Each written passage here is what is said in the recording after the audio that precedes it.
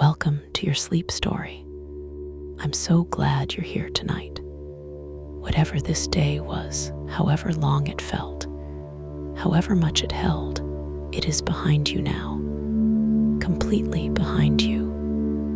You made it through. And that is everything. So let's begin. Before I take you anywhere tonight, I want to count you down from 10 to 1. And as I count, I want you to allow yourself to sink just a little deeper into wherever you are right now. Feel the weight of your body. Feel what is beneath you, holding you. And with each number, just let go a little more. 10. Allow your eyes to close. Gently, completely. There is nothing you need to see right now. 9. Feel your shoulders and let them drop as far as they want to go. 8. A slow breath in through the nose. 7. And all the way out. 6. Your hands. Feel them opening. Whatever you've been holding today, you can put it down now. 5. Your jaw is soft. Your face is soft. 4. Your legs are heavy, warm. 3. You're drifting, not asleep yet, but moving that way. 2. The day is behind you, completely and entirely behind you. 1. And now, tonight's sleep story, the relaxation. Before we go anywhere, I want to stay here with you for a moment. Just here, just now, because this moment, this exact moment right now, where you are lying in the quiet, deserves a little attention, a little kindness. Take a breath in for me, from the very bottom of the belly. Good, and let it go. And as you breathe out, I want you to imagine that everything you were carrying today, every worry, every unfinished thought, every heavy thing is just leaving with that breath, just drifting away. You don't have to solve anything tonight. You don't have to figure anything out. You don't have to be anything other than exactly what you are right now. A person who deserves rest. A person who deserves sleep. Because you do. You really do. Whatever happened today, whatever was hard, whatever felt heavy, you made it through. You are here. And that is enough. That is more than enough. You are safe. And you are here. Bring your awareness gently to your feet now. Just notice them and allow them to soften. The toes uncurling, the arches releasing. All the small held tension of the day simply letting go. Let that softness travel upward, through the calves, through the knees, the thighs. All of it warm, all of it heavy, all of it resting now. Your lower back, your hips.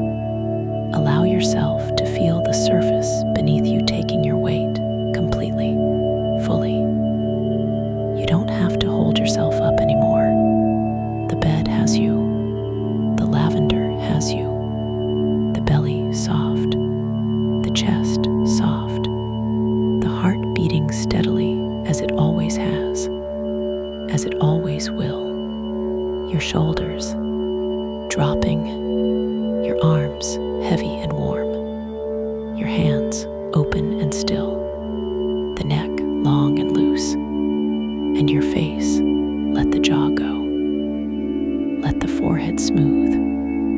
Let the eyes be completely still behind their lids.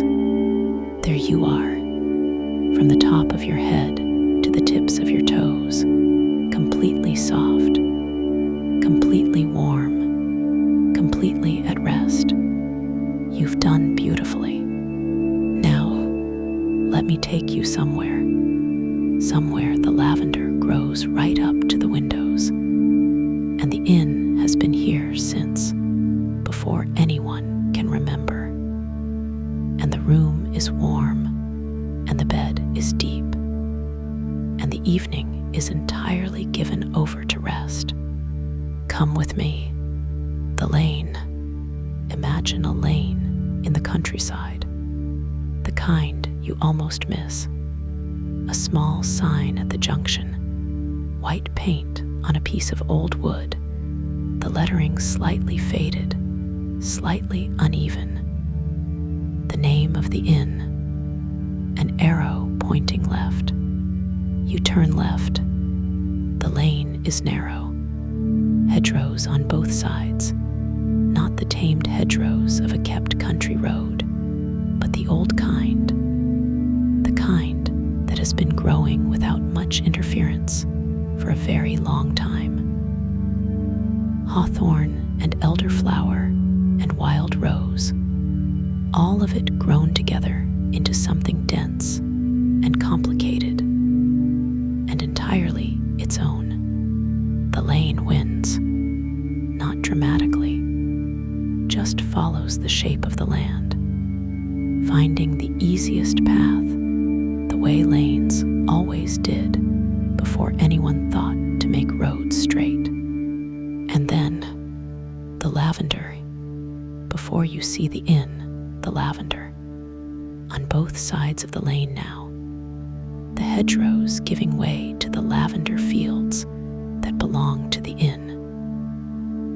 Row after row of it, close to the lane, close enough that the evening air coming through the car window carries it. Purple, even in the fading light. Still purple, still present, and the smell of it arriving through the window, arriving before the inn itself, telling you you are almost there. You are nearly home. The inn. Stone. Of course, stone. Everything old in this landscape is stone. The stone of this particular area, which has its own color, a warm gray, slightly golden where the light finds it, the color that stone becomes when it has been in the sun and the rain for long enough.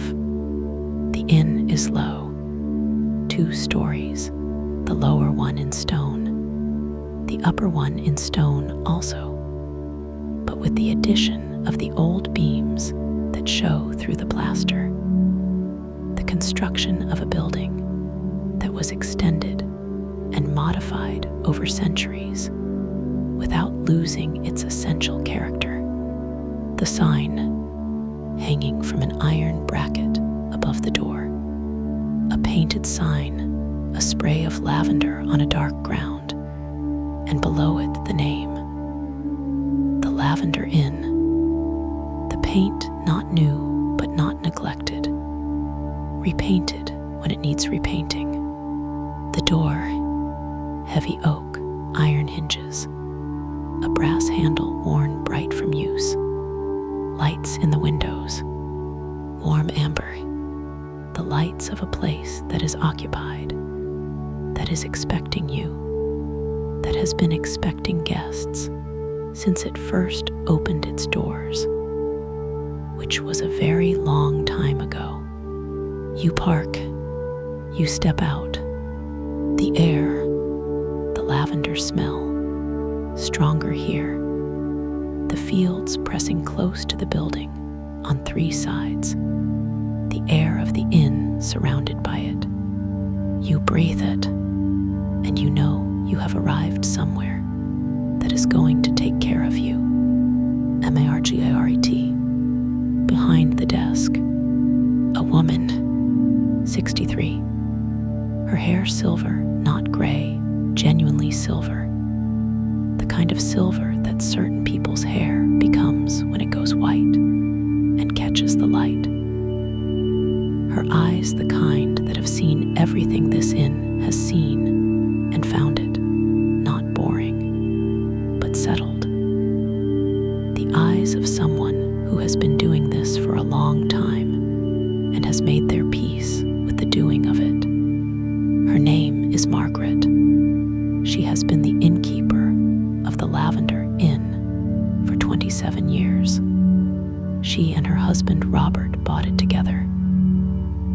see it on a Tuesday afternoon and made an offer on the Wednesday.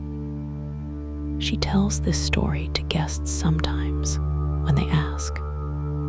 The speed of the decision, which surprised them both. Robert died 4 years ago. She stayed. Of course she stayed. The inn is hers, not just legally. Hers in the way that things become yours when you have given them your whole self for 27 years. She looks at you. She smiles, the smile of someone who is genuinely glad to see you. Not performed, real. Welcome, she says. You are expected. Your room is ready. The inn's sitting room. She shows you the sitting room first. Not your room, the communal sitting room. The room that belongs to everyone staying. A fire already going. It was lit an hour ago in anticipation of the evening. The peat and the wood having been burning long enough to be settled and warm and confident. The sitting room. Old sofas, not matching. The sofas of a room that has accumulated its furniture over years, rather than bought it all at once from the same shop. A deep green one, a faded rose one, a blue one with cushions that have been plumped so many times they have given up trying to hold their shape and have simply become soft. Books on the shelves, the books of a room that reads. Not a display of books, not a collection chosen for appearance. The books of a room that is used. Slightly worn spines, some of them with their jackets removed and lost. The books of years of guests leaving books behind, and Margaret adding books she has read, and the shelves becoming what they are. A cat on the rose sofa, a cat of indeterminate age, large, orange, entirely self-possessed. It looks at you with the expression that all cats who belong to inns develop, the expression that says, I know what you are. I have seen many of you. You may sit near me if you behave appropriately. You sit near it. It does not move. This is approval. The lavender everywhere. The lavender is in the inn as well as outside it. This is what you notice. On the mantelpiece, dried lavender in a wide ceramic jug. The flowers still holding their color, deep purple blue, though dried. The smell of them present even dried. The essential oils still there, still releasing very slowly into the warm air of the sitting room. On the windowsills, small sachets, white cotton tied with purple ribbon, filled with dried lavender. Margaret makes them herself. She makes them in September, after the harvest, when the year's dried lavender is ready. She puts them on windowsills and in drawers and under pillows. The lavender soap in the bathroom. The lavender water in the small bottle on the dressing table.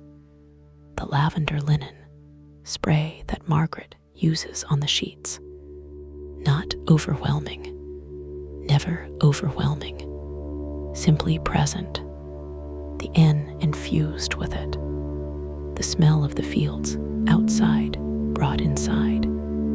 The outside and the inside one thing. The room, up the stairs, old stairs, the creak of each one familiar to Margaret. The particular creak of each step, a form of knowledge she has had for 27 years. The room, your room, low ceiling, the beams close above. The slant of the ceiling toward the eaves on one side, following the roofline of this old building. A window looking out over the lavender field. In the day, the rows of lavender would be right there, visible from the bed. Tonight, the dark of the field, but the smell finding its way through the slightly open window. The night lavender smell, which is the smell we discussed in Provence, the smell the lavender makes for itself. The bed, a proper bed, not a hotel bed, an inn bed. The difference is the weight of it. The mattress deep and slightly, not hard, not soft. The mattress of a bed that has been chosen by someone who understands that guests sleep better on a bed with some resistance, some presence. The duvet, white, thick, the kind of duvet that, when you pull it over yourself, feels like being folded into something. The pillows, 2 of them, not the 4 that modern hotels pile up. 2 proper pillows, the kind that actually support the head rather than decorating the headboard. And beneath the pillow, very slightly, you notice it as you turn the duvet down. A lavender sachet, small, under the pillow. Margaret's work, placed there for you. The bath. Margaret mentioned the bathroom when she showed you the room. The bath is deep, she said. She said nothing else. She didn't need to. The bath is deep, old-fashioned, the kind with feet, the kind called a slipper bath, the kind that is tall at one end and lower at the other, designed for lying back. Enamel, white, slightly worn at the bottom where feet have stood. You run the bath, the water coming from the old taps, the hot tap first, then the cold, the temperature found, the bath filling, and the lavender oil. On the side of the bath, a small glass bottle. Lavender essential oil. Margaret's lavender essential oil from the farm that supplies her from the fields outside, the same fields. A few drops into the hot water, the steam from the bath carrying the oil, concentrated now, the heat volatilizing it, the smell extraordinary, the bathroom filling with it, the whole room warm.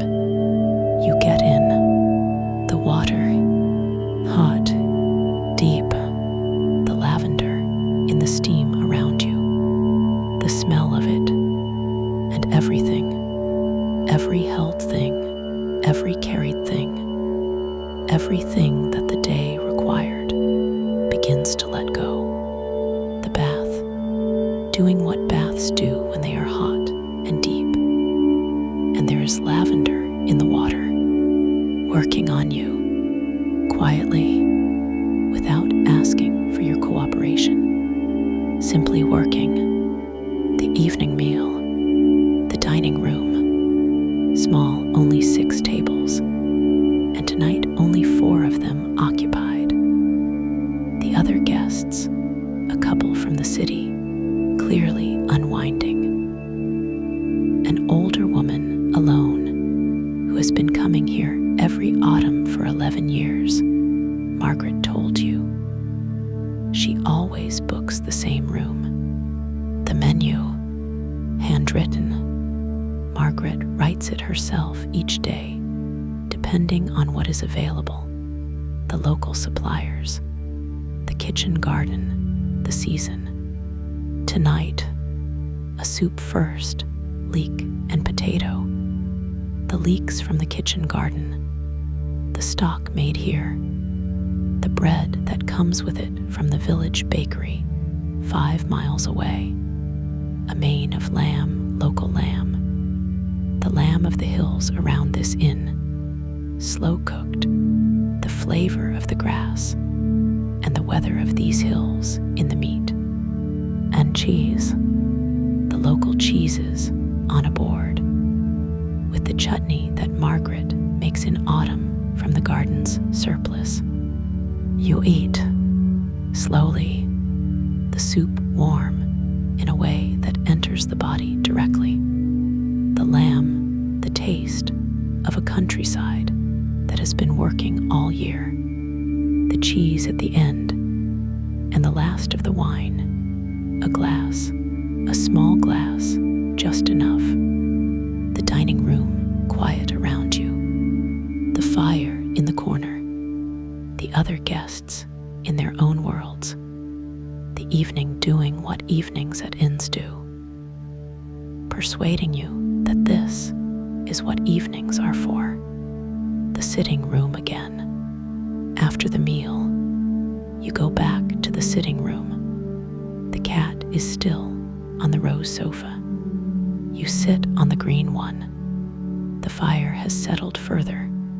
The coals now, the flames less present. The warmth steady and deep. A book from the shelf. You don't choose it carefully. Your hand finds it.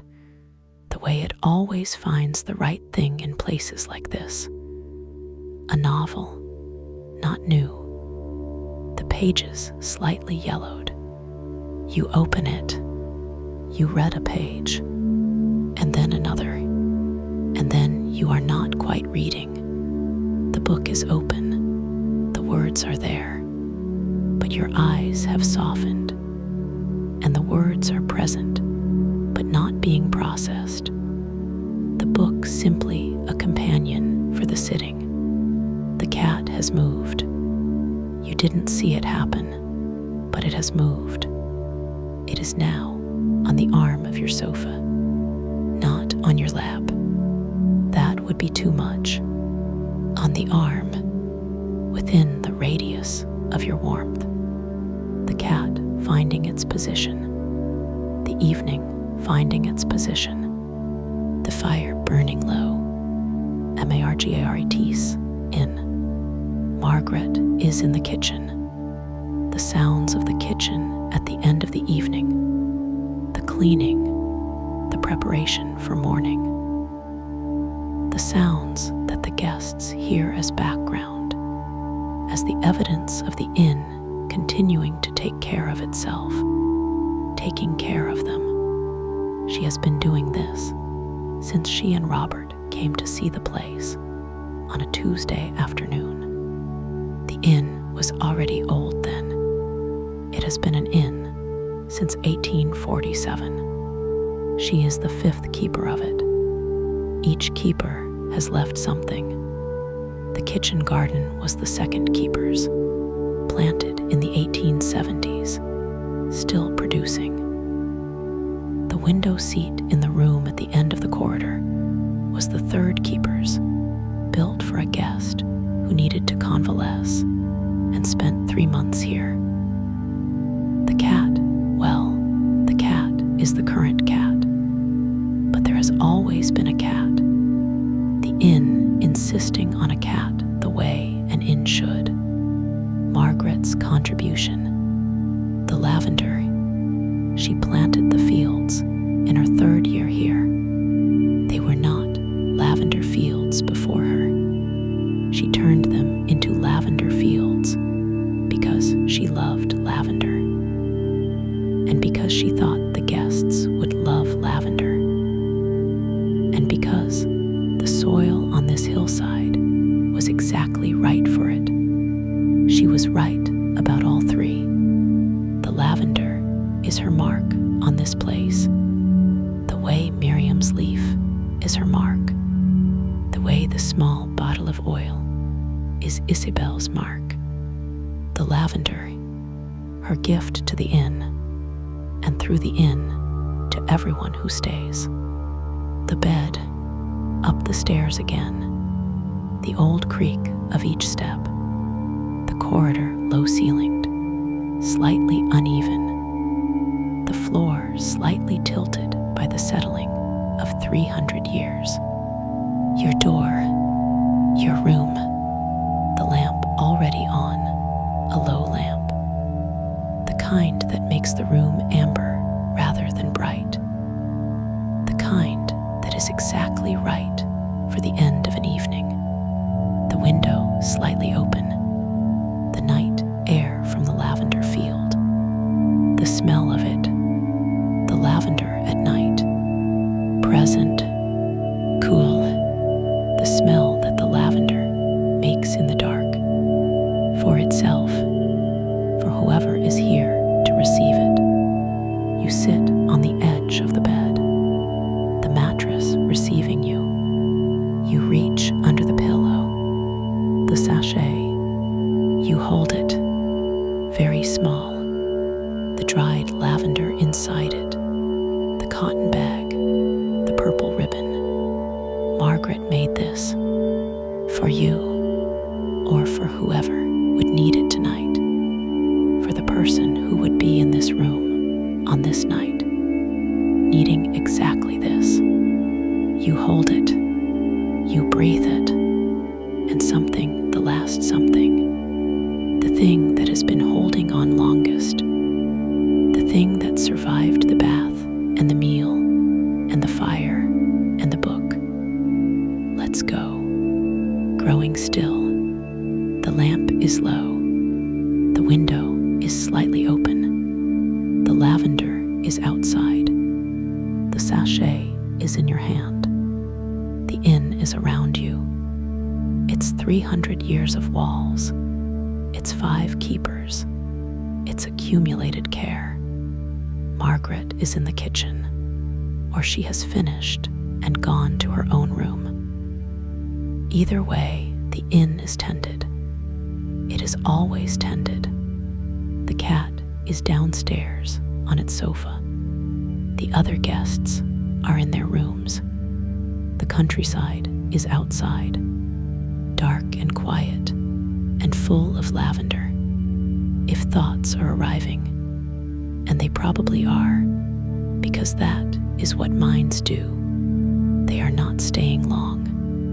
They come, you notice them. They go, like the smell of lavender on a breeze, present for a moment, and then the air is just air again. You don't need to hold any of them. Just the bed, just the lavender sachet, just the open window, and the night air, and the smell of 300 years of guests being taken care of. Peace lives in this inn, in Margaret's 27 years of faithful keeping, in the lavender fields she planted, in the sachet under the pillow, in the bath and the meal, and the fire and the cat. Tonight it is yours. Good night. You are doing so beautifully. The day is done. You drove the lane and smelled the lavender before you saw the inn. You met Margaret. You sat with the cat. You had the bath with the drops of lavender oil. You ate the soup and the lamb and the cheese.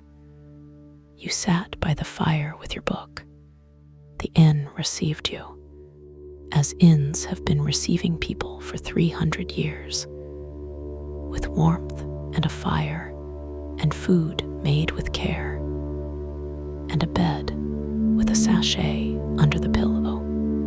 Carry it with you on the hard days, the days when you forget that these places exist, that this quality of care is possible, that someone somewhere has planted lavender fields because they thought guests would love lavender. Remember this inn. Remember the smell arriving through the car window before you even saw the building. Remember the sachet. Margaret made it for you. You know the way here now. But tonight, you are already here. The bed is deep. The lavender is at the window. The inn is holding everything. Sleep now, deeply, completely. You deserve every lavender-scented, fire-warmed, inhaled, countryside quiet, deeply bedded moment of this rest. Every single one. Good night. Sleep well. The inn through the night. After the last guest, Margaret goes to bed at 11. She has learned over 27 years that she must go to bed at 11. The inn does not end at 11. The bread needs to be ready for breakfast, which means rising at 5:30. 6.5 hours. Not enough if she went to bed at midnight. Just enough if she goes at 11. She checks the fire before she goes. The fire in the sitting room banked, safe, the guard in front of it, the coals dying slowly. She checks it every night. She has checked it 10,000 times. She checks the doors, front and back, both locked, the bolts thrown. She looks at the cat. The cat looks at her. They have had this exchange for 4 years. Since the current cat arrived, an event that occurred without any particular decision on Margaret's part. The cat simply appearing one autumn and not leaving. "Good night," she says to it. The cat does not respond. She goes to bed. The inn settles into itself. What the lavender does at night. The lavender outside the window. At night, the lavender does what we discussed in Provence. What it does when no one is watching. Breathes. The flowers releasing their oils into the night air very slowly. The coolness slowing the volatilization, but not stopping it. The smell present in the night air around the inn and through your window, finding you, the lavender oil and its compounds, the linalool acetate, finding the air of your room and finding you in the bed, working very gently, very quietly, the heart rate dropping very slightly, the cortisol dropping very slightly, the nervous system reading the lavender and understanding. Evening, rest, the work is done. The lavender outside your window, doing what lavender does for you, without you having to ask, without you even knowing. Robert, he is in the inn, not in the way of ghosts, in the way of people who have been somewhere fully. He is in the kitchen garden, which he tended every year they were here together. He is in the wine cellar, which he arranged with his particular system. A system Margaret has maintained exactly, because it is a good system, and because maintaining it is a form of continuing the conversation. He is in the dining room, the table by the window, their table when they ate together. She still sits there when she eats alone, which is always now. She does not find this sad, or not only sad, she finds it company. He is in this inn, as thoroughly as anyone who has been somewhere completely can be in a place. The inn holds him, the way the monastery held the prayers, the way Miriam's fields hold Luke, the way the lighthouse holds the years of keeping. Old places hold the people who gave themselves to them. Robert is held here, and Margaret, knowing this, stays. The kitchen garden at night, behind the inn, the kitchen garden that the second keeper planted in the 1870s. At night, the vegetables in their rows, the herbs in their borders, the fruit trees against the south wall, the smell of the garden at night, different from the lavender, earthier, greener, the smell of the growing things close together in a well-tended space, the leeks that were in tonight's soup, still in the ground, not all of them, the ones not yet needed. They will be there in the morning. They will be there next week.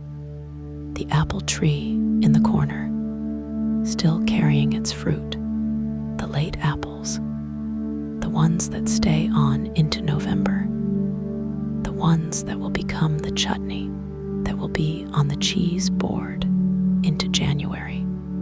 The garden at night, doing what gardens do, growing very slowly, without hurry, the same garden that has been growing here since the 1870s.